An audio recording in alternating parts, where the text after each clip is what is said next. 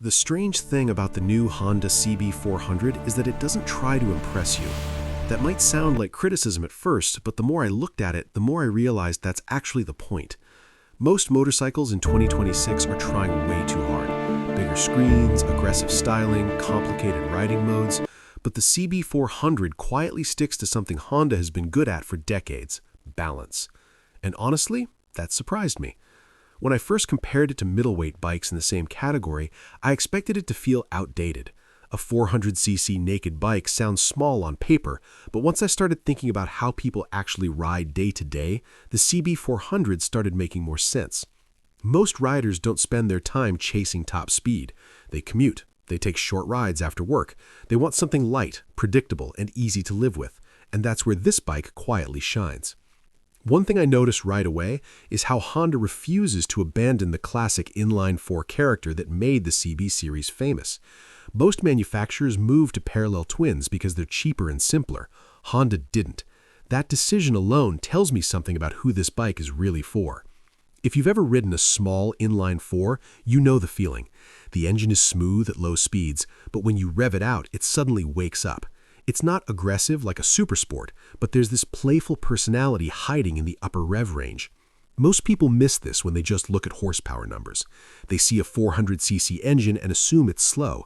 But speed isn't really the story here. The real story is how usable the power is. When I imagine riding this bike through city traffic or winding back roads, the lighter weight and smooth throttle response probably make it more fun than bigger bikes that feel bulky. Another thing that caught my attention is the design. At first glance, it looks simple, almost too simple, but the longer I looked, the more intentional it felt. The round LED headlight, the clean tank shape, the minimal bodywork, it reminds me of older CB models, but updated just enough to feel modern. Honda didn't try to turn it into a futuristic robot, and honestly, that restraint is refreshing. There's a misconception that modern bikes need huge TFT dashboards to feel premium, but the CB400 keeps things relatively clean and functional. And here's something I've noticed over time.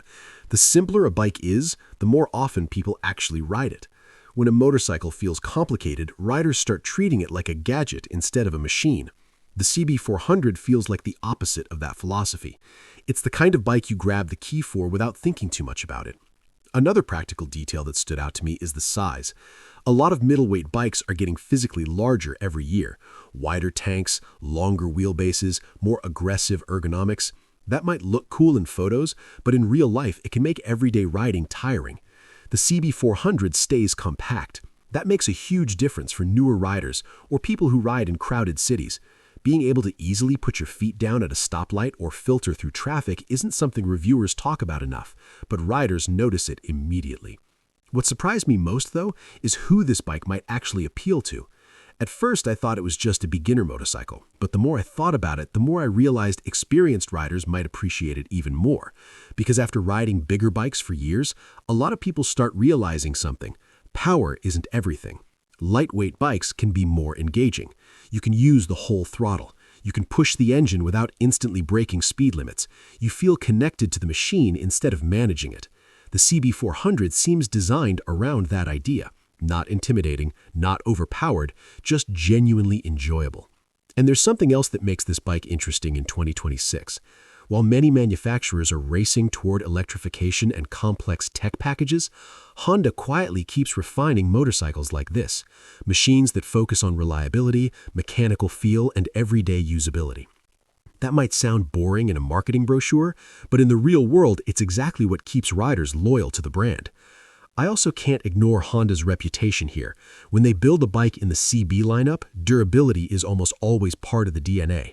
Owners expect these bikes to run for years with minimal drama.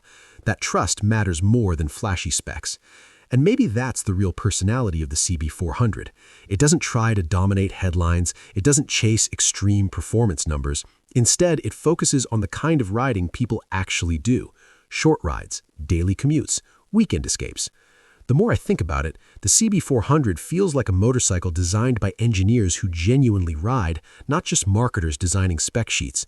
And honestly, in a world full of motorcycles trying to be louder, faster, and more extreme, there's something quietly appealing about a bike that simply knows what it is.